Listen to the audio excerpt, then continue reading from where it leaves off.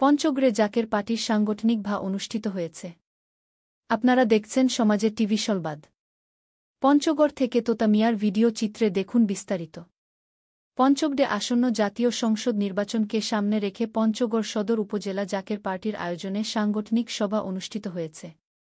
এদিনের অনুষ্ঠানে আশরাফুল ইসলাম এর সভাপতিত্বে শনিবার দুপুর ২টা থেকে সন্ধ্যা ৭টা পর্যন্ত ৮ নম্বর ধাক্কামারা ইউনিয়ন ফকিরের হাট ঈদগাহ মাঠে সংগঠনের সকল শ্রেণী পেশার মানুষ অংশগ্রহণ করেন।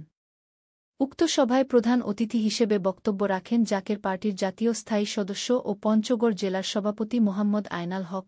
বক্তব্য রাখেন সদর উপজেলা জাকের পার্টির সকল অঙ্গ ও সহযোগী সংগঠনের নেতাকর্মীরা।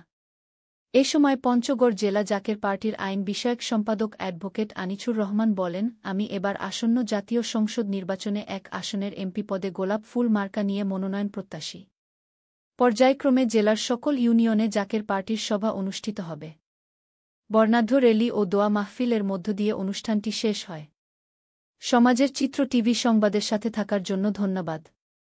সবার আগে আপনার এলাকার সংবাদ পেতে আমাদের চ্যানেলটিকে সাবস্ক্রাইব, লাইক, ফলো দিয়ে সাথে থাকুন। পরবর্তী সংবাদ শোনার আমন্ত্রণ রহিল।